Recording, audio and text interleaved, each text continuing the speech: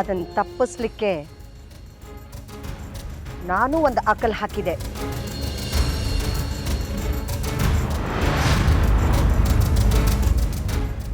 ಹೌದೇನ್ರಿ ಕಾಕು? ಏನ್ ಹೇಳ್ರಿ? ಅದು ನಮ್ಮ ನೀರು ಆರೋಗ್ಯ.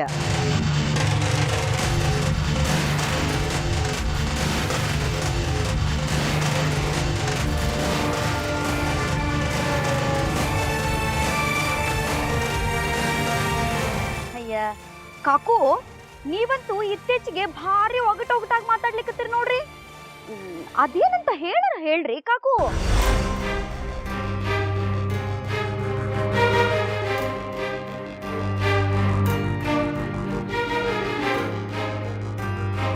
ನನ್ನ ಮಗ ನೀರು ಕೋರ್ಟ್ನ್ಯಾಗ ವಾದ ಮಾಡಿ ಮಾಡಿ ದಣದ ಮನೆಗೆ ಬಂದಿರ್ತಾನ.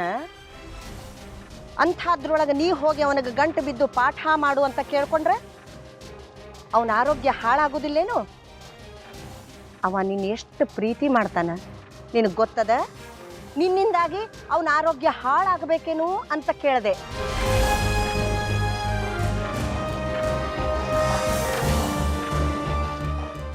ಆಗ ಆಕಿ ಮುಖ ಹೆಂಗಾಗಿತ್ತು ನೀ ನೋಡ್ಬೇಕಾಗಿತ್ತು. ಆಕಿ ಇನ್ನೊಮ್ಮೆ ನೀರು ಹತ್ರ ಪಾಠ ಹೇಳಿಸ್ಕೊಳ್ಳಿಕ್ಕೂ ಹೋಗುದಿಲ್ಲ, ತನ್ನ ಸಾಲಿ ಒಳಗ ನೆಟ್ಟಗ ಪಾಠ ನಡೆಯುವುದಿಲ್ಲ ಅಂತ ಹೇಳು ಪ್ರಯತ್ನನೂ ಮಾಡುವುದಿಲ್ಲ.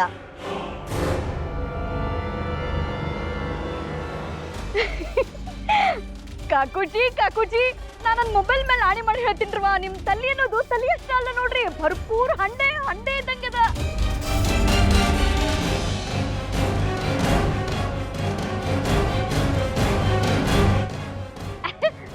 ಅಂದ್ರ ಅಷ್ಟು ಹೆಚ್ಚು ಬುದ್ಧಿ ಅದಾದ್ರೊಳಗ ಅಂತ ಹೇಳಿಕ್ ಬಂದೆ ಅಷ್ಟ.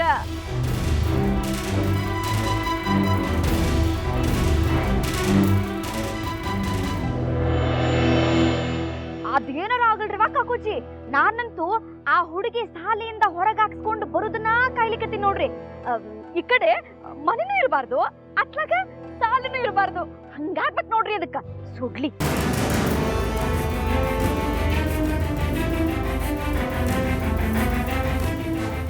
ಅಷ್ಟಾದ್ರೆ ಸಾಕವ, ನನಗ ಪರಮಾನಂದ ಆಗ್ತದ ನೋಡು.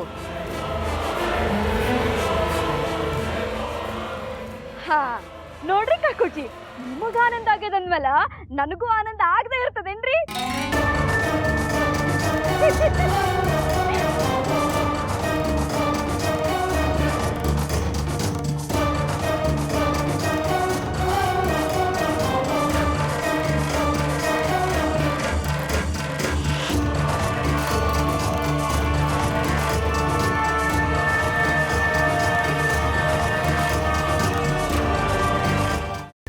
ಕೈಮಾ ಲಿವರ್ ಚಕ್ಕಣ ಮಾಡುವ ವಿಧಾನ: ಒಂದು ಬಾಣಲಿಗೆ ಎಣ್ಣೆ, ಈರುಳ್ಳಿ ಹಾಕಿ ಹುರಿದು ಶುಂಠಿ ಬೆಳ್ಳುಳ್ಳಿ ಪೇಸ್ಟ್, ಅರಿಶಿನ, ಪುದೀನ, ಕೊತ್ತಂಬರಿ ಸೊಪ್ಪು, ಲಿವರ್, ನೀರು, ಬೇಯಿಸಿದ ಕೈಮಾ, ಟೊಮ್ಯಾಟೊ ಪ್ಯೂರಿ, ಗರಂ ಮಸಾಲ, ತುಪ್ಪ ಮುಚ್ಚಳ ಮುಚ್ಚಿ ಬೇಯಿಸಿ. ಈಗ ಕೈಮಾ ಲಿವರ್ ಚಾಕಣ ಸವಿಯಲು ಸಿದ್ಧ. ನಮ್ಮ ಇವತ್ತಿನ ಕಾರ್ಯಕ್ರಮದಲ್ಲಿ GFC ಖ್ಯಾತಿಯ ಕೃಷ್ಣಪ್ಪನವರು ಒಳ್ಳೆ ಚಾಕ್ನವನ್ನ ಮಾಡಿ ಕೊಟ್ಟಿದ್ದಾರೆ.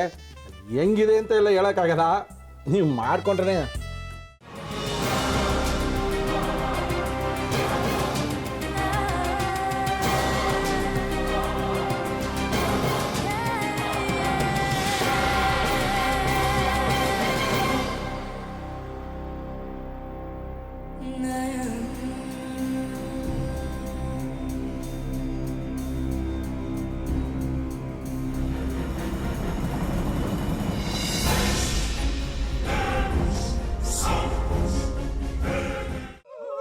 ಎಟ್ಟಿ ತಕೊಳಕ್ ಬಂದವ್ರನ್ನ ಸುಮ್ಮನೆ ಬಿಡಲ್ಲ, ರೂಮ್ ಕರ್ಕೊಂಡೋಗಿ ಸಾಯಿಸ್ಬಿಡ್ತದೆ. ರೂಮಿಗೆ ಕರ್ಕೊಂಡೋಗಿ ಯಾಕೆ ಸಾಯಿಸ್ತಾಳೆ?